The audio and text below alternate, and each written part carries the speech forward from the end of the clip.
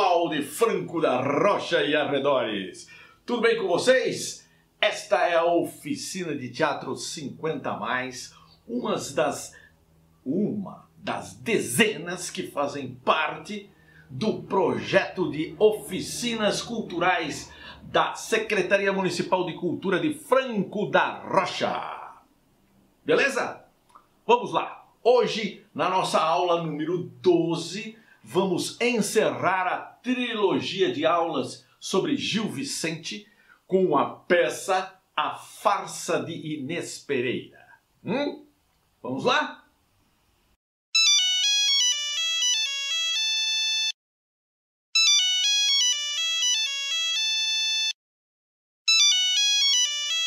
Estou lá? Mas que prazer, meu bem-amado Dom Joãozinho III! A que devo a honra de sua ligação! Que absurdo, majestade! Eu? Plagiador? Isto é fake news, caro Dom Joãozinho III!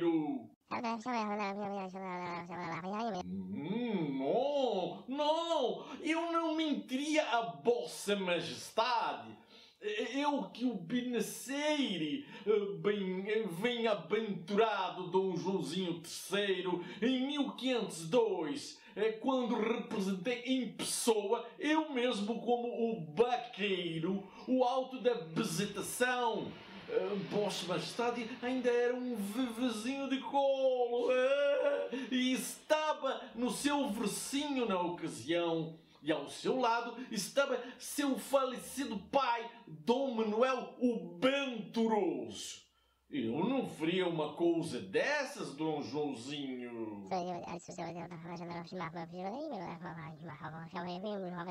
Sim, eu vi, Majestade. Deu no Jornal Nacional e saiu em todas as redes sociais, ora pois. Eu, copiando o tal espanhol, o tal do João deu em cima. Se ele deu em cima de alguém, eu não tenho nada a ver com isso, ora pois. Ainda bem que ele não deu em cima de mim. Que absurdo, que burrice desse povo acreditar numa bobagem dessas, ora. Sim, majestade, de pleno acordo. Temos que desfazer esse engano.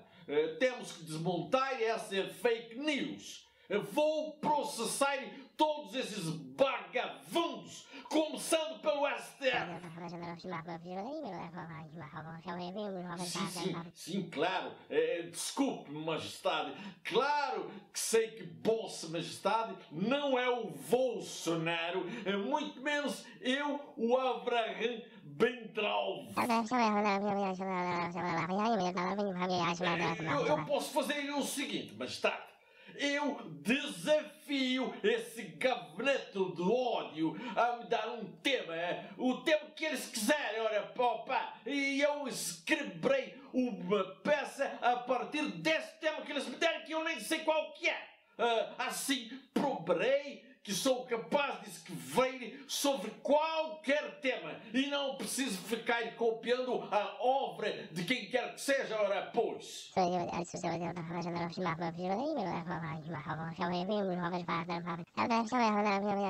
Está aceito o desafio, majestade. Vou escrever uma peça teatral a partir desse provérbio, esse dado popular. Mais vale um asno que me carregue do que um cavalo que me derruve. O que, majestade? Vou escrever a tal peça e provar que não preciso copiar, imitar, plagiar ninguém. Ainda neste ano de 1523, eu prometo, essa peça estará pronta. Vos prometo, meu querido Dom Joãozinho III. Passar bem, majestade, e obrigado pelo apoio moral. calarei a boca desses imbecis, desses burros, dessas vestes que me acusam injustamente. Então, pessoal, Gil Vicente foi acusado de plágio. Ele ficou muito bravo, muito bravo.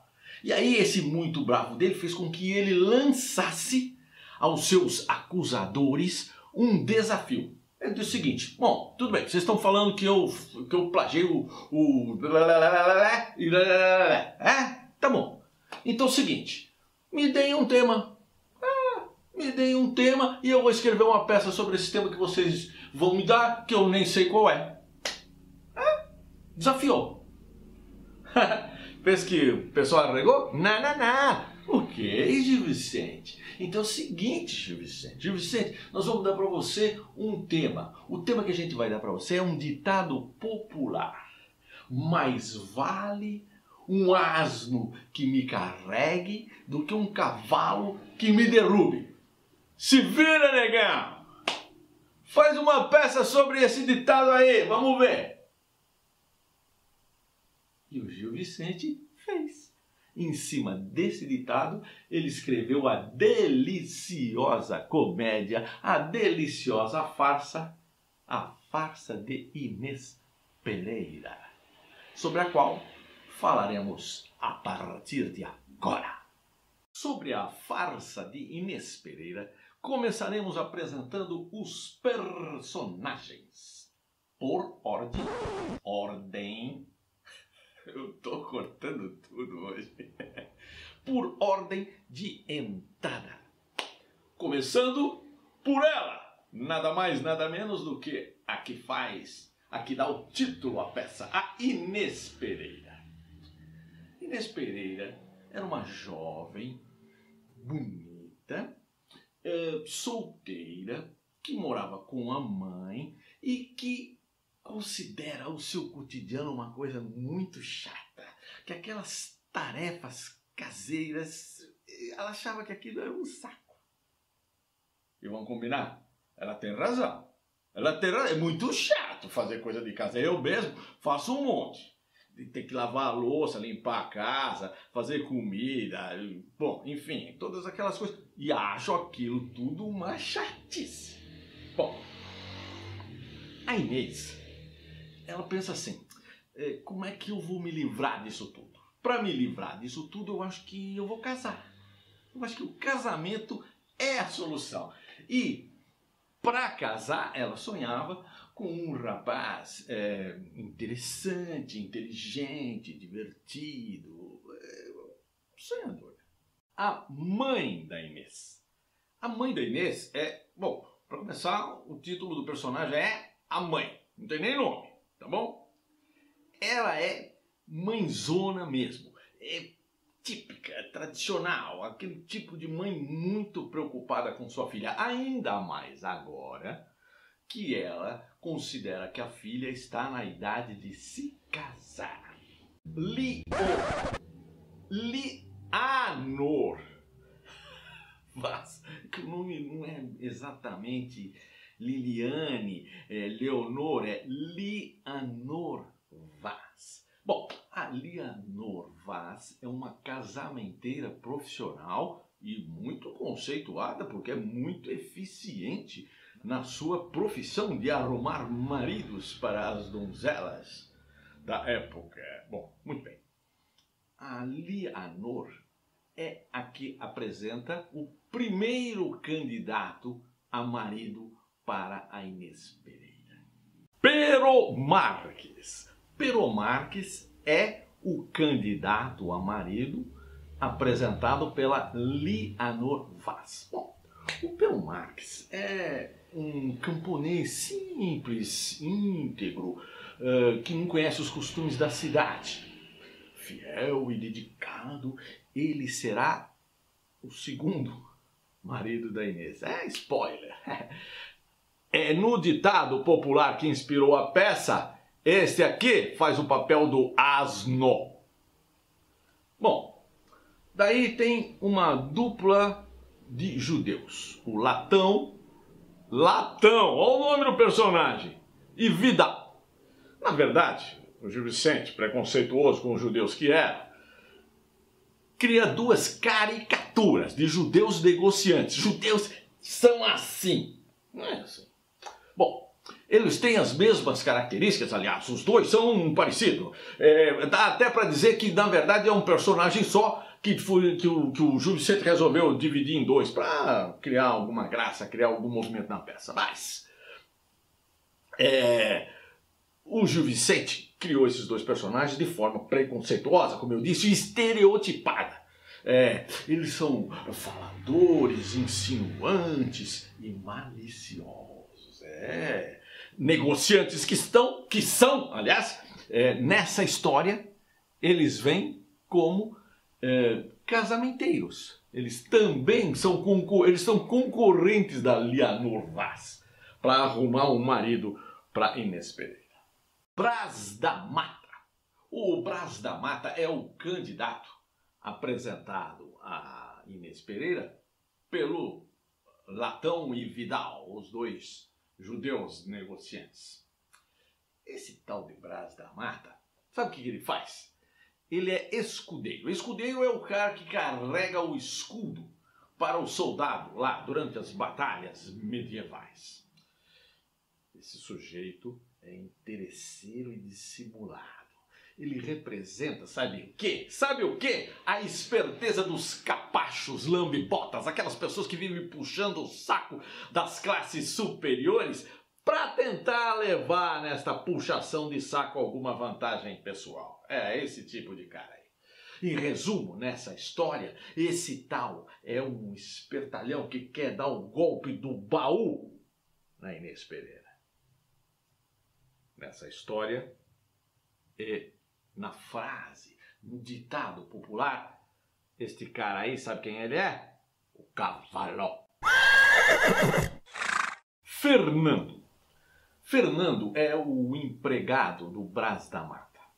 E é um empregado assim, é um empregado que acredita naquele cara enrolador. Tá?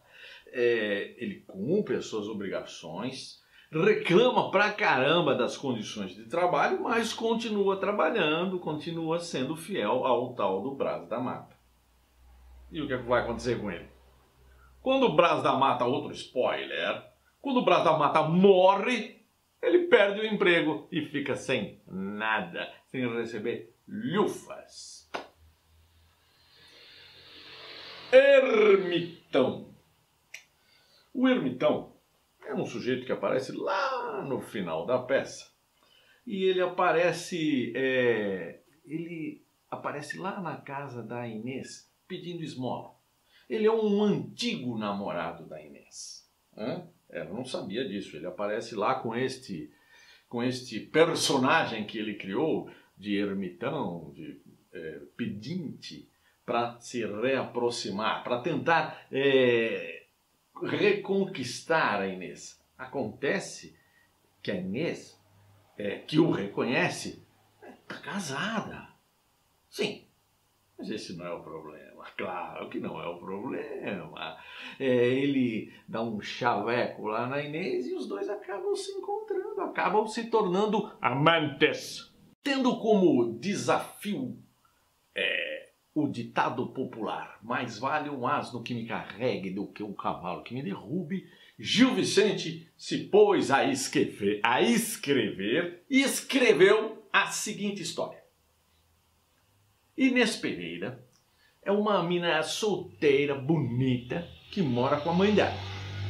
Jovem e sonhadora, Inês acha que é um saco passar o dia fazendo as tarefas caseiras, domésticas. Ela reclama pra caramba disso aí. Sem namorado, sem Face, sem Insta, sem galera, sem balada. Ai, que tristeza, que infelicidade. Ai, ai, ai. Às vezes, no meio desse monte de reclamações, a Inês pensava que se casar deveria ser a solução para todos os seus problemas. E aí ela começa a sonhar com um homem ideal. Para ela, o cara tinha que ser legal, boa gente, bonito, educado, gentil, generoso, simpático, charmoso. Nem precisava ser rico, não precisa ser rico, mas que ele fosse uma pessoa interessante. Um cara que saiba cozinhar, dançar, tocar violão, cantar. Com este cara, certamente a Inês seria feliz. Um cara que não existe. Bom, enfim, Inês queria esse cara aí. Ela tinha todo o direito de sonhar. Um dia, Lianor, a casamenteira, chegou na casa da Inês esbaforida, toda apavorada. Sabe o que ela contou? Ela chegou lá contando o seguinte, eu quase fui agarrada agora por um clérigo, um religioso no meio do mato. Ele tentou me agarrar, tentou abusar de mim. Eu dizia para ele, não, ainda que em alguns momentos eu sentisse vontade de dizer sim. Mas enfim, eu resisti e fugi. Sabe o que é que me trouxe aqui? Disse a Leonor. O que me trouxe aqui é a ideia do casamento de você, Inês. Sim, eu tenho um candidato para você, um candidato muito bom. Inclusive, eu trouxe aqui uma carta que ele escreveu para você. E aí, a Leonor entregou a carta para Inês. Inês, educadamente, abriu a carta e começou a ler. E percebeu que o cara que tinha escrito aquela carta era um cara muito bronco, um cara, sei lá, muito ignorante, um tosco mesmo, um tosco. Bom, mas ela resolveu receber o cara assim mesmo. Vamos receber esse cara assim mesmo, porque eu vou pelo menos me divertir com ele, vou tirar um sarro da cara dele.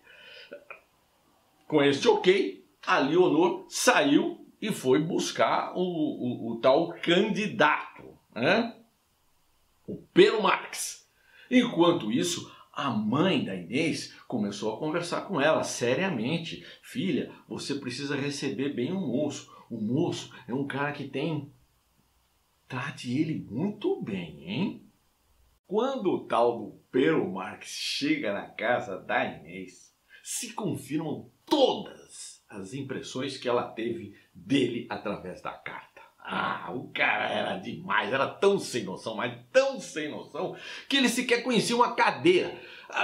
A mãe dela ofereceu uma cadeira para ele, não sabia como usar aquele objeto. Ele falou assim, como é que é isso? Ele acaba sentando na cadeira o contrário e de costa para as duas, para vocês terem uma noção. Bom, depois de debochar um bocado desse inocente, esse tosco, a Inês diz para ele.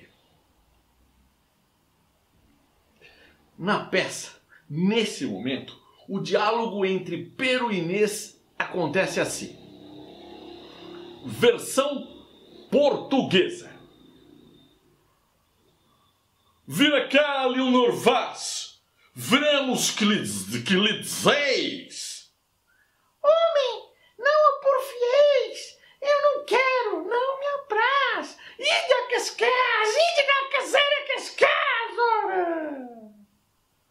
Não vos enojarei mais, ainda que saiba estalar, e prometo não casar até que vós não querais.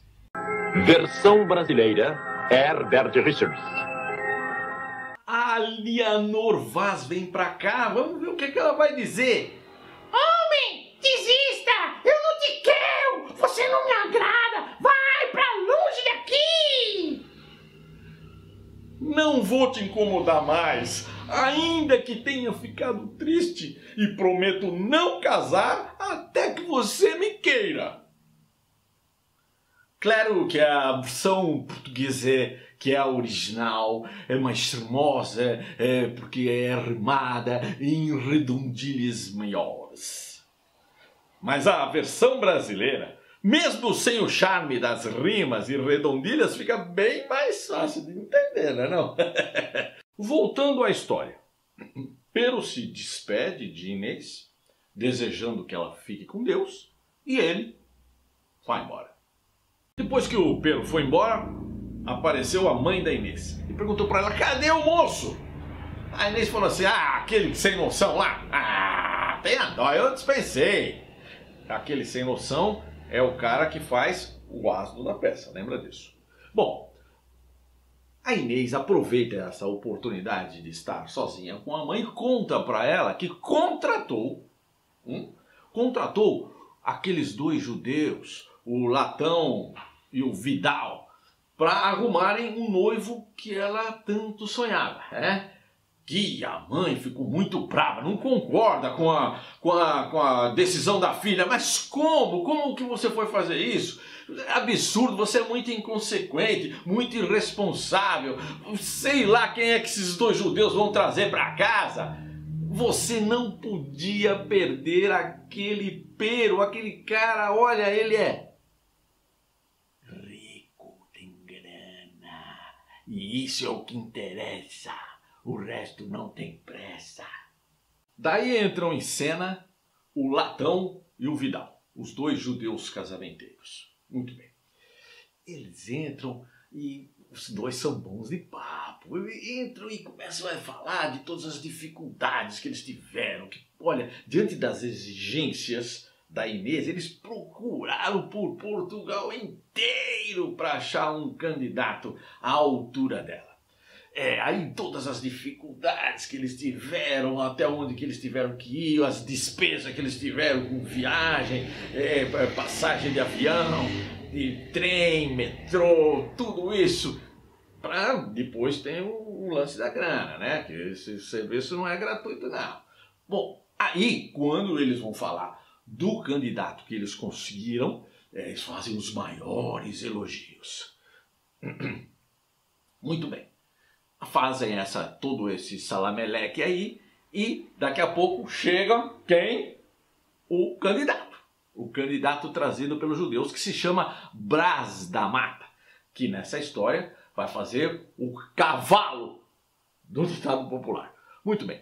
O Brás da Mata chega acompanhado por seu funcionário particular, o Fernando. Só que antes deles entrarem na casa da Inês, eles combinaram uma série de mentiras, uma série de histórias que eles iam contar para enganar a Inês, porque na verdade eles estão afim do golpe do baú mesmo, tá? Bom, quando o Brás da Mata chega, mas o cara chega todo pomposo, E aí tem aquela reunião, quem tá lá? Tá o Vidal, tá o Latão, tá o Fernando, tá a Inês, tá a mãe da Inês, e ele, o Brás da Mata. Aí o cara se mostra muito gentil, muito simpático, fala muito bem e acaba fazendo uma coisa que ela gosta muito, que é o quê? Pega uma viola, toca, canta. Na verdade, esse Brás da Mata é um tremendo chavequeiro. A Inês fica hipnotizada. Ela está apaixonada instantaneamente por aquele homem incrível, Aí o Brás da Mata aproveita essa situação, percebe que já conseguiu fisgar a moça e a pede em casamento. A mãe da moça intervém nesse momento e diz que ela não deve aceitar. Peraí. O Latão e o Vidal entram no meio da história, fica aquela discussão, cai lá e aí eles contra-argumentam, dizendo que, não, mas o Brás da Mata é esse, aquilo, o outro, o cara é esse, o cara é... Elogia o cara de todas as formas. Depois de toda aquela discussão, argumento pra cá, argumento pra lá, a Inês resolve desobedecer a sua mãe e se casa com o Brás da Mata. Ops! A foto não é essa. Não é esse o casamento, caramba! Também não é esse o casamento, pela madrugada. Agora sim, esse é o casamento. Casados, Inês e Brás ganham, apesar de toda a discordância, uma casa de presente. De quem? Da mãe da Inês. Inês está que é só felicidade. Quando ela fica sós com o marido dela, ela dança, ela canta, ela está naquele mar de rosas maravilhoso. Daí o Brás da Mata se mostra quem realmente ele é. Ela começa a dançar, a cantar, ele fica irritado e manda ela calar a boca. O Brás se revela mesmo aquele cavalo da história, viu?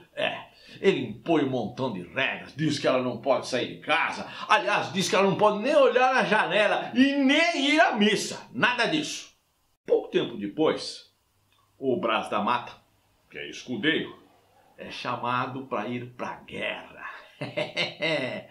Antes, porém, ele ordena ao seu criado, ao seu empregado, Fernando, que fique vigiando a Inês, que faça com que ela cumpra com todas aquelas regras que ele impôs. Não pode ir na janela, não pode ir na missa, não pode ver ninguém, não pode falar com ninguém, não pode sair de casa, ela está trancada, cárcere privado, é isso aí.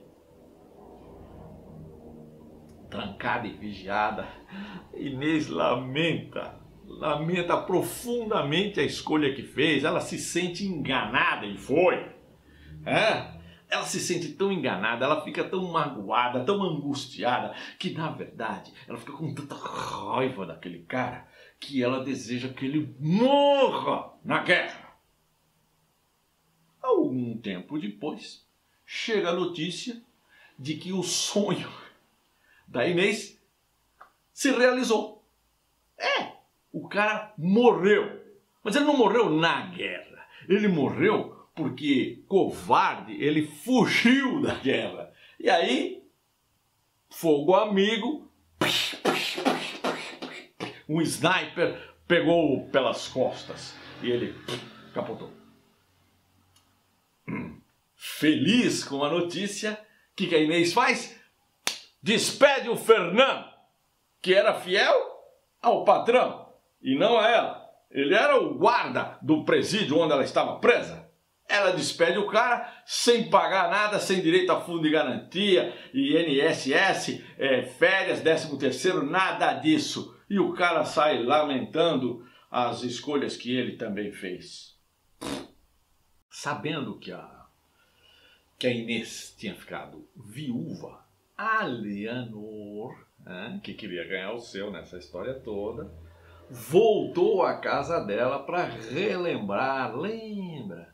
Aquele candidato, sujeito muito cheio da grana, o Perumar, que você ainda continua esperando você dizer sim, A Inês fala, mas aquele cara, um cara tosco pra caramba, mas ele tem grana, né? Esse aí não tinha grana, eu pensei que fosse isso e aquilo, outro, olha o que deu. Inês falou assim, ok, vou me casar com esse tal de Pero aí para ver o que acontece. Muito bem. Eles se casaram e aí ele deixava ela fazer tudo. Não impunha nenhuma restrição quanto a ir à igreja, quanto a ir olhar a janela, assistir o Fantástico, novela. Ela podia fazer o que queria.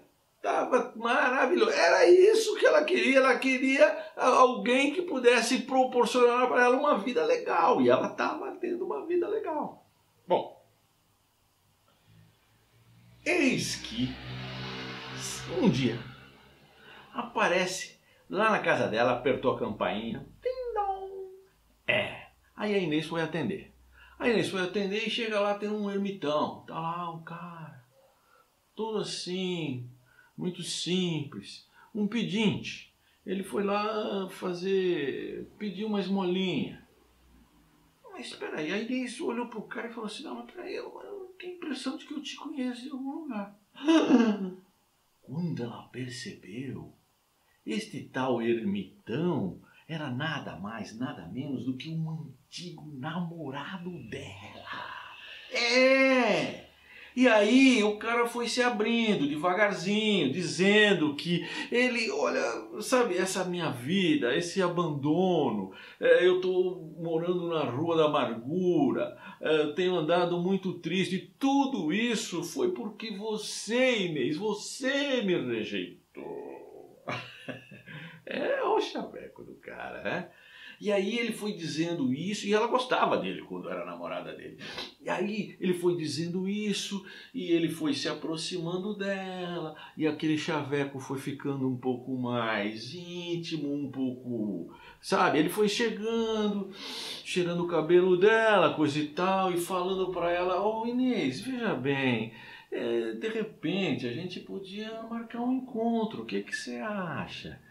Ela... casada com o Pero, lembra disso?